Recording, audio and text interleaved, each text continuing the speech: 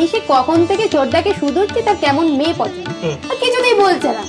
হ্যাঁ সে তো উনি বাড়ির লাজ প্রকৃতির কি না। তুমি এমন মেয়েদের মতন লজ্জা পাচ্ছ কেন গো? তোর ভারী কথা ফুটেছে না, মরবেটা ঘাটটা। ও মা, এটা ও কি রে? ও কি তোর কথা ছিল? ও নয় তোকে নিয়ে একটু ঠাট্টাই করেছে, তাই বলে তুই ওকে অমন ভাবে বলবি? এই যে ও এখন রায় বাহাদুরের ছেলের বউ। বাবা ছোটদা, তোমার কাছে জানতে চাইলেও তোমার কেমন বউ পছন্দ, তো তুমি তো আমাকে একবারে মহাভারত শুনিয়ে দিলে। দেখেছো বর্দি, দেখেছো বড় দাদাকে নিয়ে কিরকম ইয়ার্কি করছে। না না রাজু, এ তোর ভারী অন্যায়। না না, এই মস্করা থাক। ইদানিং নাকি তোর হিরোইনের আসনখানা টলমল টলমল করছে। কেন কেন?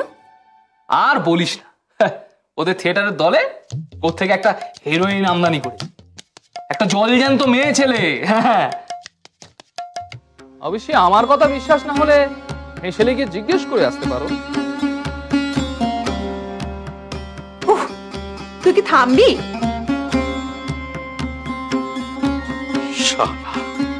সবকিছু ঠেলে আমার পাঠাবেই পাঠাবে।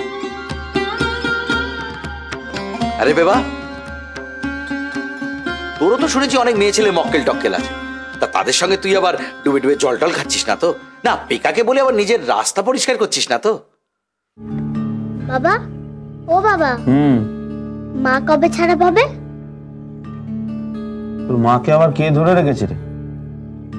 কেন, মাকে তো ঘর থেকে একবারও আসতে দেয় না। মা আবার কবে আমাদের কাছে আসবে?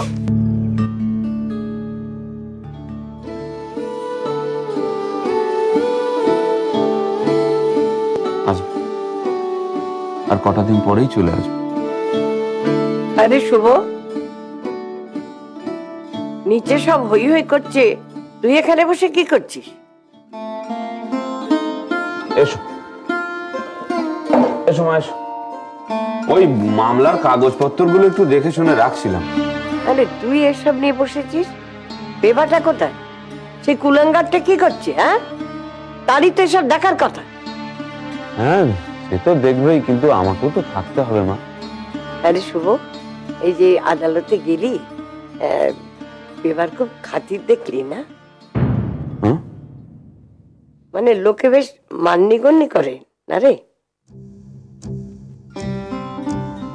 হ্যাঁ হ্যাঁ, তা কেন করবে না, খুব করে, খুব খাতির যত্ন তোমার ছেলে। তোমার ছেলে একদিন মস্ত বড় উকিল হবে মা, দেখো। আমি তো ভেবেই মরছি যে বিয়ের পর পেকাটা কি করবে। বউয়ের পাল্লায় পড়ে দেখো ছোট ঠাকুরপো কেমন অন্য মানুষ হয়ে যান। অন্য মানুষ বলিস নে, মানুষ বল। হ্যাঁ গো বড় ঠাকুরজি, এই বাড়ি ভাগাভাগি নিয়ে কি সব কাগজপত্র আছে তুমি জানো? কেমন ধরা কাগজ গো? ওই যে শরীরদের মধ্যে সব লেখাপড়া হয়েছিল না, যে বাড়ির ভাগাভাগিতে সবাই সাই দিয়েছে। কি জানি বাবা, আমার অত শত মনে নেই।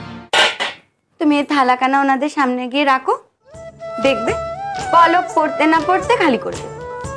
কিন্তু দায়িত্ব নেবার বেলা কারোর টিকিটই পাওয়া যাবে, সে বেলায় বড় ঠাকুরের ঘাড়ে সব ছেড়ে দিয়ে শুধু বাক্কি ঝরাবে। না দিয়ে এসো, ঠান্ডা হয়ে গেলে তো আবার বাবুদের গোসা হয়ে যাবে।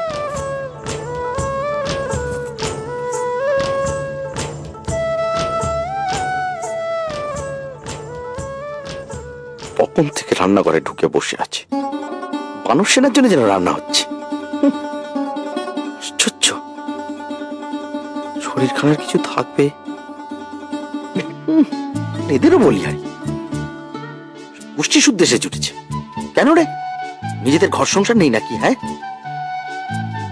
জানিস মেজবের বাচ্চা কাচ্চা হবে, এতগুলো লোকের রান্নার জোগাড়, এই চারটিখানি কথা। মেজবু আজ আবার এই গোষ্ঠীর সঙ্গে শোবার তাল করবে না তো? ঠিক করবে না, আমাকে কিছু একটা মতলব করতে